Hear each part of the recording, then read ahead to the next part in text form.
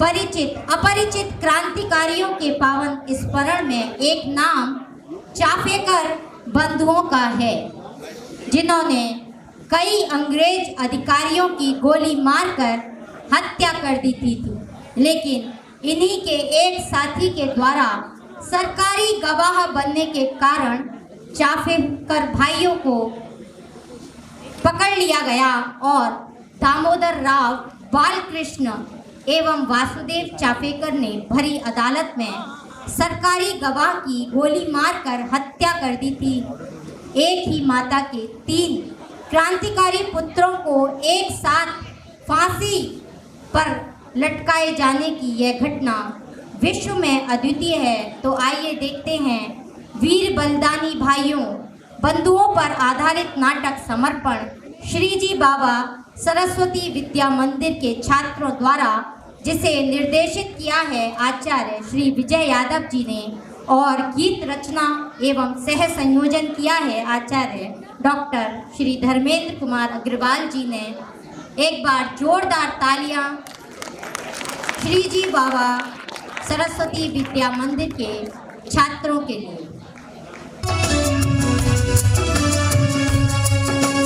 मातृभूमि की बलवेदी पर, मातृभूमि की बलवेदी पर सुमन चढ़ाते हैं हम, चाफेकर बंधुजनों की गाथा गाते हैं हम, चाफेकर बंधुजनों की गाथा गाते हैं। जय जय जय जननी, जय जय जय जननी, जय जय जय जननी, जय जय जय जननी।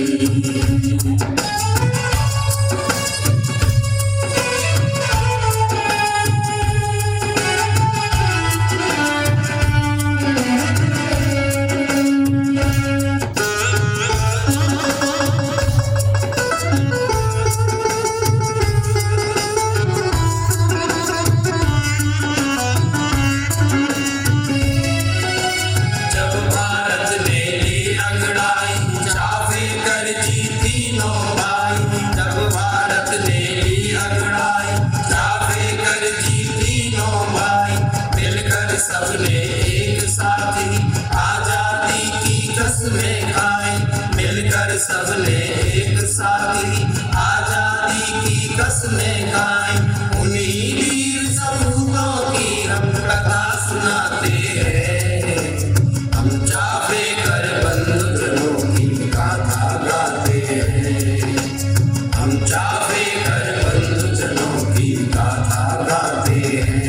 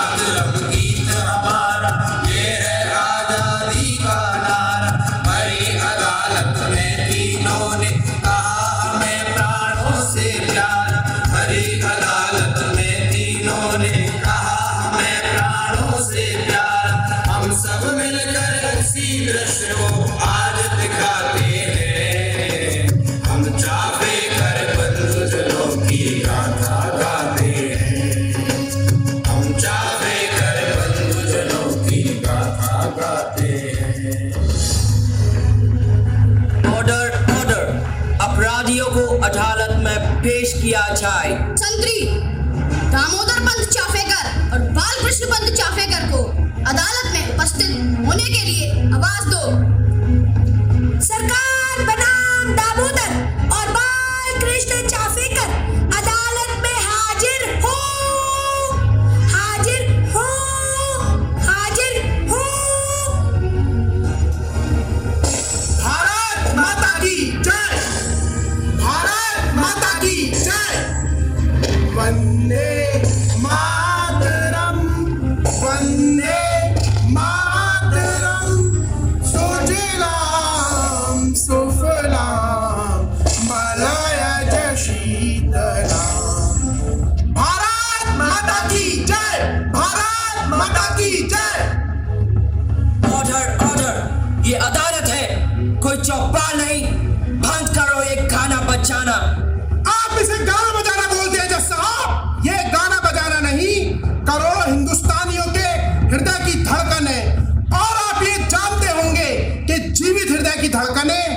नहीं हुआ करती। वह दिन भी शीघ्र आएगा जब बंदी भारत माता अंग्रेजों की गुलामी से आजाद होगी, और उस दिन हिंदुस्तानी हृदय की धड़कनें, उनकी अंतरात्मा की आवाज आपको ही नहीं, आपकी पूरी अंग्रेज जाति को सुननी होगी। जज साहब, कितनी भव्य कल्पना है इन पंक्तियों में। सुजलाम सुफलाम मलयज शीतलाम शस्य श्यामलाम मातरम। भारत माता की जय। ऑर्डर ऑर्डर, इनकी आवाज को बंद किया जाए। एक बार कान खोलकर भारत माता का जय घोष दोबारा सुनो जज साहब। वंदे मातरम। इंस्पेक्टर, आगे बढ़ो, इनकी आवाज को बंद करो। क्या तुम्हें पता नहीं, हमारे यहाँ ब्रिटिश शासन में वंदे मातरम बोलना अपराध है। इस आवाज को एक तुम्हारा दो कौड़ी का हथौड़ा बंद नहीं कर सकता जज साहब, और ना ही ये तुम्हारी लाल लाल आंखें। अंग्रेजी सरकार के नमक पे पले ये भारतीय कुत्ते भी इस आवाज को नहीं बंद कर सकते जज साहब, नहीं बंद कर सकते। जज साहब, अपने न्याय का नाटक शुरू करो, जिसे देखने के लिए पूना के हजारों लोग आज इस अदालत में उपस्थित हैं। भारत माता की जय। इन अपराधियों के अपराधों को पेश किया जाए। मिलॉर्ड, 22 जून 1897 की रात, जब पूरा भारतवर्ष महारानी विक्टोरिया के राज्यारोहण प्रसंग के 60 वर्ष पूरे होने पर हर्षोल्लास से उत्सव मना रहा था, पूना में गवर्नर के यहाँ इसी उपलक्ष्य में भोज का आयोजन किया गया था। पूना के प्लेग कमिश्नर मिस्टर रैंड उस उत्सव से आधी रात को घर वापस लौट रहे थे, जब उनकी बग्गी उनके बंगले से मात्र 500 गज की दूरी पर थी। दामोदर पंत नामक यह नवयुवक पेड़ों की ओर से निकला, छलांग लगाई और मिस्टर रैंड के सीने को अपनी रिवॉल्वर की गोलियों से छलनी कर दिया। मिस्टर रैंड अस्पताल में 11 दिन तड़पते रहे। डॉक्टरों के सतत प्रयासों के बावजूद उन्हें बचाया न जा सका। मिलॉर्ड, उन्हें बचाया न जा सका। इस दूसरे लड़के का क्या अपराध है? मिलॉर्ड, इस युवक का नाम बालकृष्ण पंत चाफेकर है। उसी काली रात को मिस्टर रैंड के पीछे आने वाले पूना के लेफ्टिनेंट आरएस को इस युवक ने अपनी गोली का निशाना बनाया। उनकी तड़पती हुई लाश के पास ही उनकी बीवी बेहोश हो गई। उन्हें कई दिनों तक होश तक नहीं आया। आज भी वह इतनी डरी हुई है कि उनके मुंह से एक शब्द तक नहीं निकल रहा। बेचारी गूंगी हो गई है। इन दोनों लड़कों का क्या रिलेशन है? क्या इन दोनों ने पहले भी कभी कोई जुल्म किया है? मिलॉर्ड, अचंभे की बात तो यह है कि ये दोनों नवयुवक सगे भाई हैं। ये दोनों भाई बंदूक की नोक पर अंग्रेजों को इस देश से भगाने का स्वप्न देख रहे हैं। इनका संबंध कांग्रेस के गरम दल के नेता तिलक से भी है। यह दोनों नवयुवक अपने को उनका शिष्य मानते हैं। इसके पहले भी यह दोनों भाई बंबई में बनी महारानी विक्टोरिया की मूर्ति के गले में जूतों की माला पहनाने का संगीन अपराध कर चुके हैं। मिलॉर्ड, मैं आपसे निवेदन करूंगा, इनके संगीन अपराधों को ध्यान में रखते हुए इन्हें फांसी की सजा दी जाए, ताकि कोई भी भारतवासी भविष्य में ब्रिटिश शासन के विरुद्ध विद्रोह करने का साहस न कर सके। दामोदर और बालकृष्ण, तुम दोनों ने मिस्टर रैंड और मिस्टर आरएस का खून करके संगीन अपराध किया है। क्या तुम लोगों को अपनी सफाई में कुछ कहना है? क्या तुम लोगों का कोई वकील है? सरकारी वकील ने मुझे मिस्टर रैंड का खूनी करार दिया है। ये सच है या झूठ, ये सिद्ध करने के लिए मैं आपसे 2 बातें कहना चाहूंगा जज साहब, और साथ ही यह भी चाहूंगा कि आप इन बातों को भारत के गवर्नर जनरल तक ही नहीं बल्कि महारानी विक्टोरिया तक भी पहुंचा दें कि अब हिंदुस्तानी अंग्रेजों का और जुल्म सहन नहीं करेंगे। अंग्रेज जिस प्रकार से हिंदुस्तानियों पर अत्याचार कर रहे हैं वो आप सुन नहीं पाएंगे जज साहब। वास्तव में रैंड जीने का अधिकारी नहीं था। मुझे दुख तो केवल इस बात का है कि वह मेरी गोली लगने के 11 दिन बाद तक भी जिंदा क्यों रहा।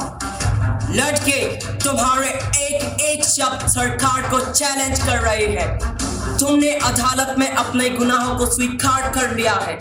तुम्हें सजा मिलेगी, अवश्य मिलेगी। बालकृष्ण, तुम्हारे भाई ने अदालत में जो कुछ भी कहा है तुमने सुन ही लिया होगा। क्या तुम्हें भी अपनी गवाही में कुछ कहना है? जज साहब, मुझे तो इस अदालत से केवल इतना ही कहना है कि अंग्रेजों के भारत में रहने के दिन अब समाप्त हो गए।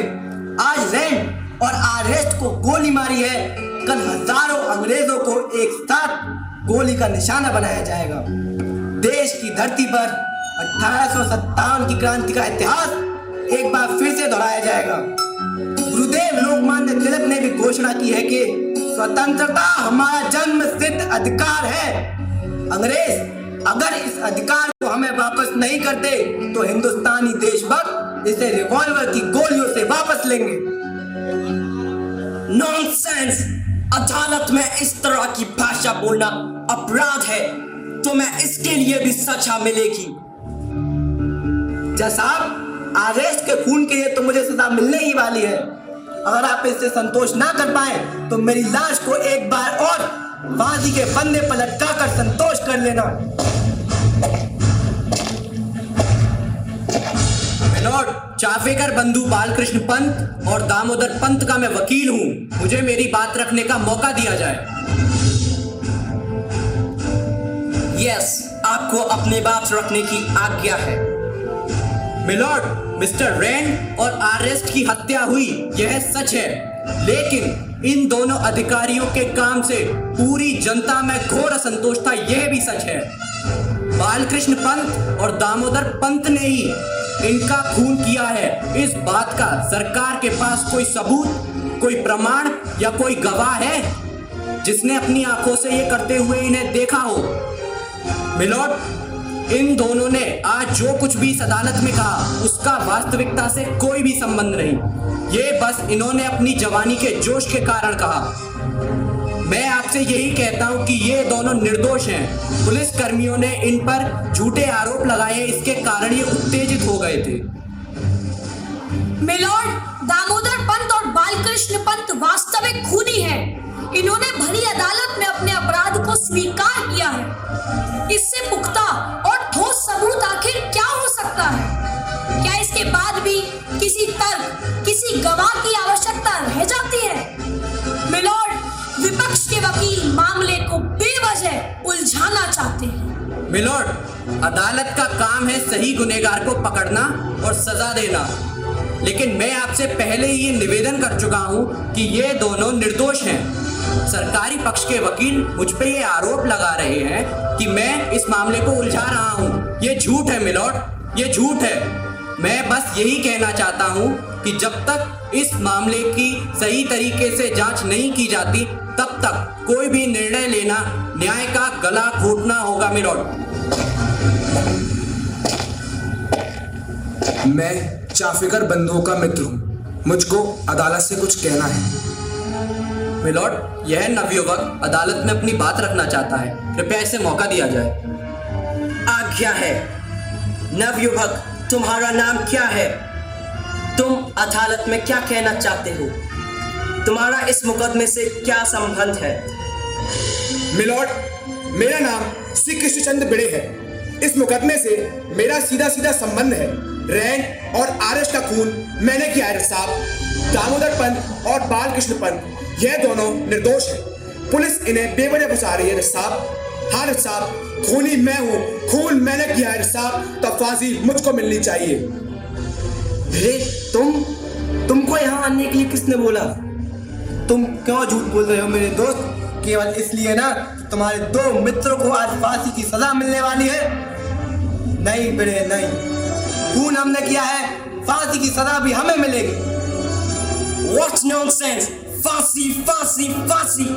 जिसे देखो वो फांसी चढ़ने के लिए चला आ रहा है। कैसा है ये देश? कैसे है यहाँ के लोग जिन्हें अपने प्राणों से मोह नहीं? श्री कृष्ण भिड़े, तुम होश में तो हो ना? हाँ साहब, मैं आज भी पूरे होश में हूँ और उस दिन भी पूरे होश में था जब मेरी रिवॉल्वर की गोलियों ने रैंड और आरेस्ट का खून किया था। मैंने अपनी इन आंखों से रैंड को तड़पते देखा था और आरएस की लाश एक कोने में शांत पड़ी थी। मैं वहां से भाग गया था क्योंकि आरएस की पत्नी चीख मारकर बेहोश हो गई। हर साहब, खून मैंने किया है, खूनी मैं हूं, तो फांसी मुझको मिलनी चाहिए, मुझको। भिड़े, तुम मित्रता के लिए हमारा दोष अपने सिर पर मत लो मेरे दोस्त। हम सबको यहाँ से एक दिन जाना है। कोई आज जाएगा तो कोई कल जाएगा, तो किसी की बारी परसों आएगी। तुम न्यायालय में कह दो कि तुमने अभी जो कुछ भी कहा वह झूठ है। कैसे कह दूं दामोदर, कैसे कह दूं मेरे मित्र? मुझे मालूम है तुम दोनों मेरा अपराध अपने सिर पर लेकर मुझको बचाना चाहते हो। मिलॉर्ड, श्री कृष्णचंद्र भिड़े के अदालत में दिए गए इस बयान के कारण ये मामला सुलझने की जगह और उलझ गया है। जब तक सरकार के पास कोई ठोस प्रमाण या प्रत्यक्षदर्शी गवाह ना आ जाए, तब तक इस मामले का कोई भी निर्णय नहीं लिया जाना चाहिए। मिलॉर्ड, वैसे भी सरकार के पास इन भाइयों के खिलाफ कोई प्रमाण नहीं है, तो इन्हें बाइज्जत बरी किया जाए। प्रत्यक्षदर्शी गवाह है मिलॉर्ड। मिलॉर्ड, सरकार की ओर से एक ऐसा गवाह पेश किया जाएगा जिससे ये उलझी हुई गुत्थी सुलझ जाएगी। यह मामला केवल मिस्टर रैंड और मिस्टर आरेस्ट के खून का नहीं है, बल्कि ब्रिटिश शासन के विरुद्ध खुले विद्रोह का संकेत है। आज जो गवाह पेश किया जाएगा वह खूनी दामोदर और बालकृष्ण को ही नहीं जानता, बल्कि ब्रिटिश शासन के विरुद्ध होने वाली क्रांति की एक एक योजना से बखूबी परिचित है। उसके मुंह खोलते ही एक एक बात अपने आप स्पष्ट हो जाएगी। क्रांति की जो चिंगारी धीरे धीरे सुलग रही है, उस पर से रहस्य का पर्दा उठ जाएगा और क्रांतिकारियों को कुचलना बेहद बेहद सरल हो जाएगा। उफ, मेरे दिमाग ने काम करना बंद कर दिया है। असलियत क्या है कुछ समझ ही नहीं आती। गवाह को पेश किया जाए। तुम्हारा नाम? गोपाल द्रविड़। क्या तुम इन्हें जानते हो? अच्छी तरह जज साहब, बहुत अच्छी तरह। गोपाल, तुम इस रूप में यहाँ? कल तक तुम एक चमकते हीरे थे। हमारे साथ कंधे से कंधा मिलाकर चलने वाले एक ही पथ के पथिक थे हम लोग, परंतु आज 20,000 रुपए के सरकारी इनाम के लिए तुम इतना नीचे गिर गए हो गोपाल। अब समझ में आया कि हम लोग पकड़े क्यों गए।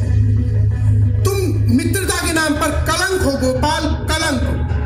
एक मित्र भिड़े है जो हमारा गुनाह अपने सिर लेकर फांसी का फंदा गले में पहनने के लिए खड़ा है, और एक तुम हो गोपाल, चंद चांदी के टुकड़ों पे बिक गए। लानत है तुम पर गोपाल, लानत है। भैया, धोखा, विश्वासघात, जयचंद और मान सिंह की परंपरा में एक और नाम, भारत के स्वर्णिम इतिहास में एक और कलंक का काला पृष्ठ जुड़ गया। भैया, कलंक का काला पृष्ठ जुड़ गया। भारत माता की जय। भारत माता की जय।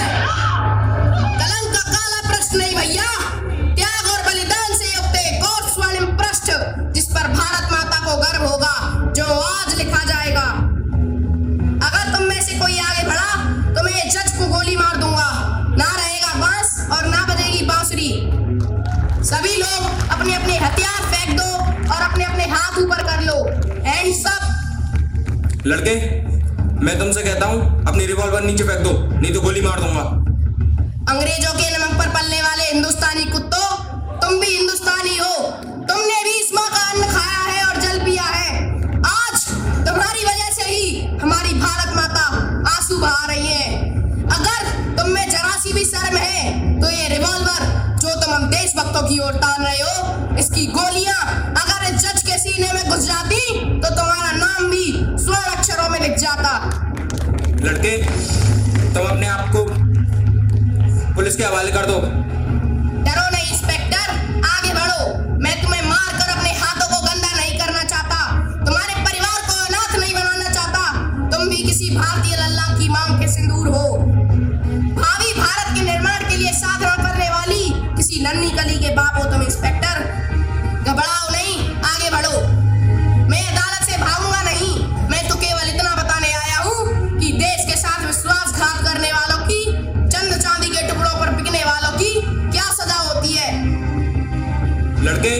तुमसे अंतिम बार कहता हूँ, रिवॉल्वर फेंक दो, नहीं तो गोली मार दूंगा। मेरा ये रिवॉल्वर अब खाली हो चुका है इंस्पेक्टर, इसमें अब गोली नहीं है। इंस्पेक्टर, लगा दो इन हाथों में हथकड़ियां। जब मेरी भारत माता आजाद होंगी, देश में स्वशासन होगा, तब तुम और तुम्हारे बच्चे भी स्वतंत्र देश के नागरिक कहलाएंगे। कुछ बोलते क्यों नहीं इंस्पेक्टर?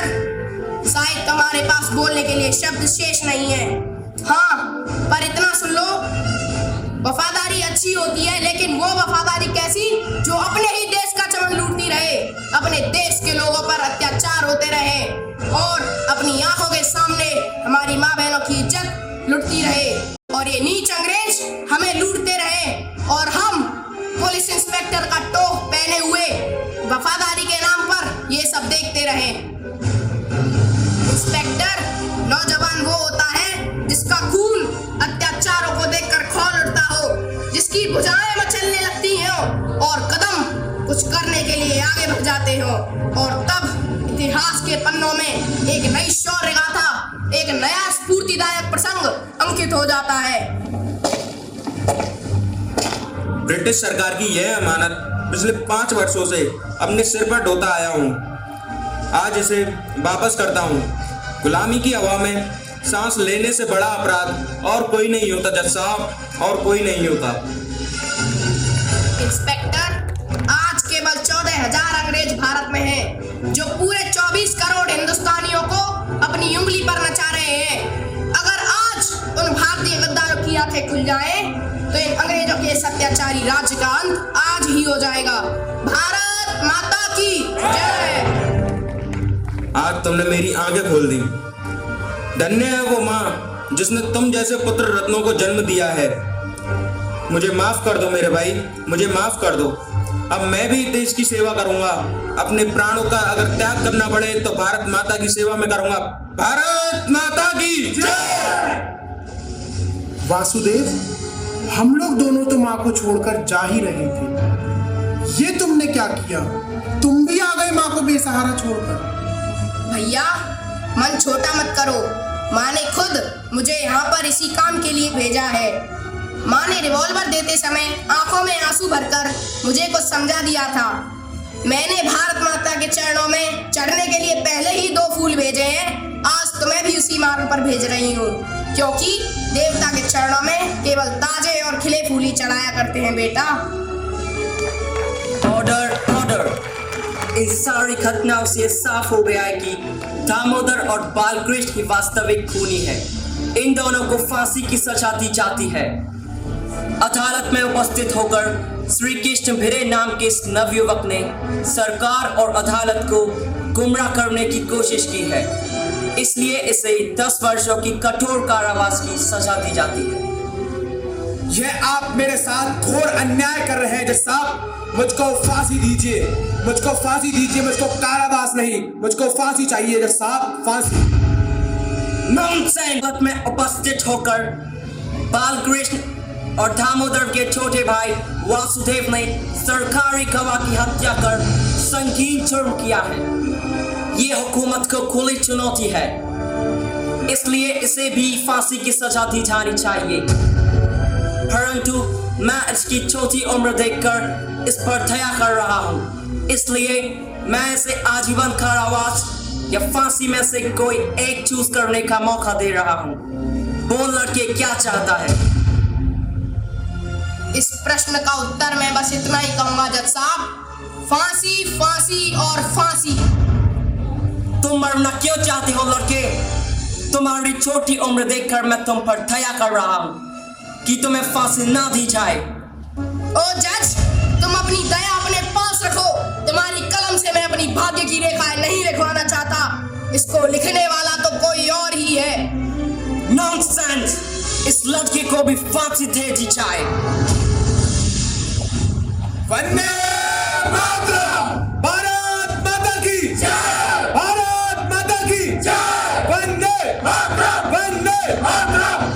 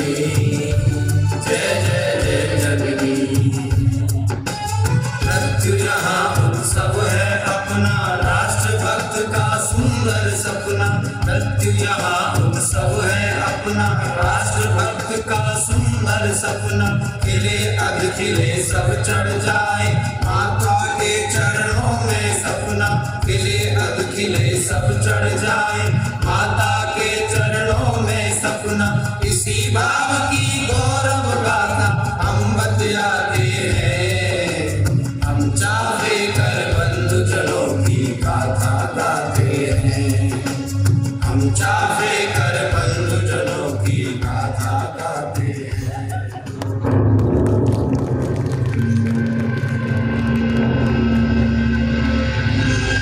अरे क्या तुमने सुना है, तीनों ही चाफेकर भाइयों को फांसी हो गई। ये क्या कह रहे हो भाई? ये तीनों तो देशभक्त थे। हाँ भाई, ये अंग्रेजी सरकार है, इनके राज्य में सच बोलना तो गुनाह है। आजादी के दीवाने बने तीनों भाई अब इस दुनिया में नहीं रहेंगे। उनकी माँ का क्या होगा जब उसे पता चलेगा कि उनके तीनों ही बेटे फांसी पर चढ़ गए? चलो भाई उनकी माँ को सांत्वना देती है, शायद वो बहुत परेशान होंगी। हाँ, चलो चलो उनके घर पर चलते हैं। अरे आई तो इधर ही आ रही है। आई आई, तंबो, बालो और बासु तीनों को अंग्रेजों ने फांसी का हुक्म सुनाया है।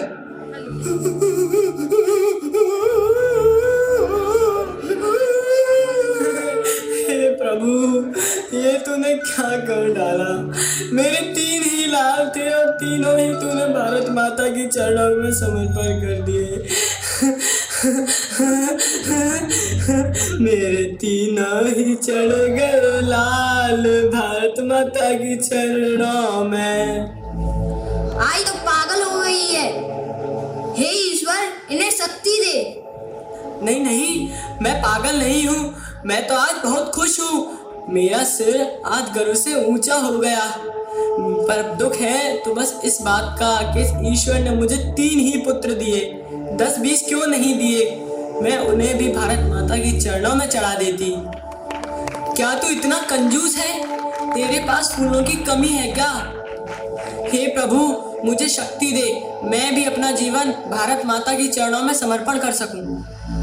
हम भी भारत माता को गुलामी की जंजीरों से आजाद कराने का संकल्प लेते हैं।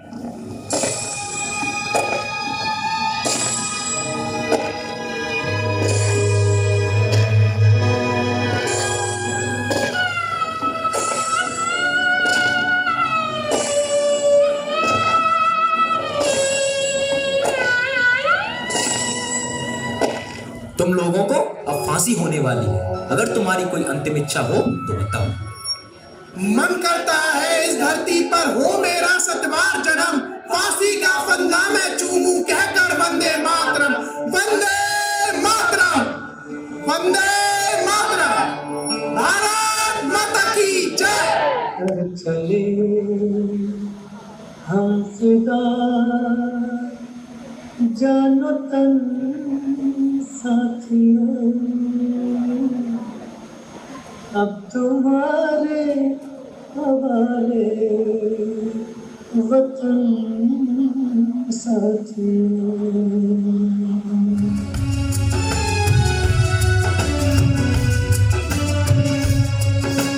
मातृभूमि की बलवेदी पर, मातृभूमि की बलवेदी पर सुमन चढ़ाते हैं, हम चाहे कर बंधु जनों की गाथा गाते हैं, हम चाहे कर बंधु जनों की गाथा गाते हैं। जय जय जय जननी, जय जय जय जननी, जय जय जय जननी, जय जय जय जननी।